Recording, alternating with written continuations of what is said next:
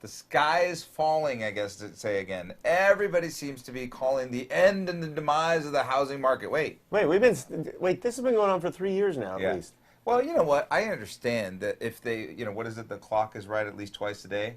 These guys just keep guessing about the demise, guessing about the demise. They'll say, I told you so. And someday they might be the brilliant guy that guessed the real Yeah, but somebody's got to go back and see how many times so-and-so said that we were crashing, we're crashing. Then that guy's going to come out in 4 or 5 years later and go, see, I was right. Yep. What about the other years that you may have lost 20, 30% of potential appreciation in your home, meaning the best savings account you possibly could have? Let's just say you own a $500,000 home and it went up 20% over 4 years. That's $100,000 you would have lost trying to listen to The Sky is Falling. The most money I lost in the last 2 years was because I sold some stock at the wrong time out of fear. I have to admit, I had cash on the table while the stock market hit all-time lows. Yep. Oops. It happens. I mean, look, we're humans. We have fear, and sometimes the conditions are such where risk is elevated, and you don't want to take the risk. All right, here's an article. You're going to start seeing these more and more, but you've been seeing them for 3 years. So someone always throws this stuff out. Look at a full-blown U.S. housing market crisis is on the way. And because of low affordability. Here it Really? is. Absolutely not. You're crazy. The affordability is the best it's been in years, almost in history. So it's not affordability that could bring a crash. It's the lack of inventory that could actually potentially hurt the market. That's right. So just so you know, affordability is better than it was back in 2003, 2004. It's cheaper to own a home now than it was back then because rates are near all-time lows. That is key. And appreciation, everybody's like, oh, how's it keep going up? Keep going up. It still has not caught up to what they would have been without the crash. Okay, so go to the other part. That's not why it's going to crash. Oh, wait, yeah, go to the screen here. Because he also let me says blow this up, loose lending standards. I'm going to blow this up because this is huge. Toxic loans are going to create a toxic situation with these and loans. lower credit scores? Are you kidding me?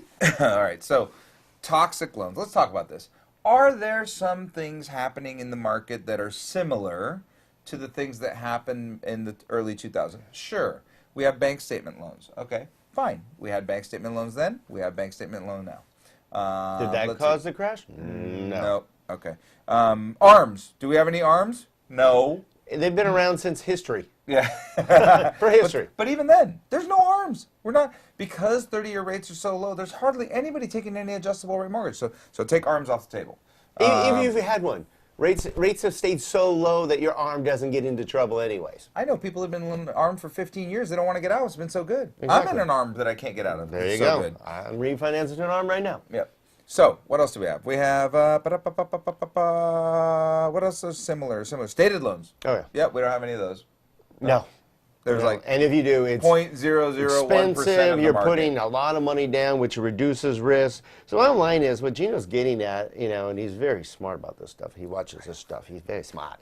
Is that we don't have the same risks that we had back then. We do loans every single day. We actually do hundreds and hundreds of loans every month. That's right. And then let's look at People this. qualify. I was just going to say, let's look at this. Not only that, but let's look at the vintage of loans that's been done over the last decade or maybe even the last 12 years, 13 years, 14 years. If you look at that vintage of loans, those people, every single one of them has been strictly qualified. So even if we started doing toxic loans today, how long would it take before we had a toxic book of business that could have an impact on the market as a whole? It would take another 5 to 10 years of toxic lending. So, and delinquency rates for mortgages, all-time lows. We're talking like nil. It's lower than the average, actually. Lower than the last 20 years right now. That's right. It's fantastic. So, realistically speaking, sometimes what our job is to show you that not everything that's out there is true. This article is very unfortunate that it's out there because some people are going to think it's great information. Lower credit scores pose another problem. Really, not really. We really don't have a credit problem right now in the country. Credit problems are minimal. Yes. So, we just letting you know what's really happening. That's why you have to tune in daily to the National Real Estate Cafe. Subscribe to our YouTube channel by going to DonandGino.com. Look at our videos. There's so many great videos and interviews with some of the top professionals in the nation. We keep you in the know, so stay tuned.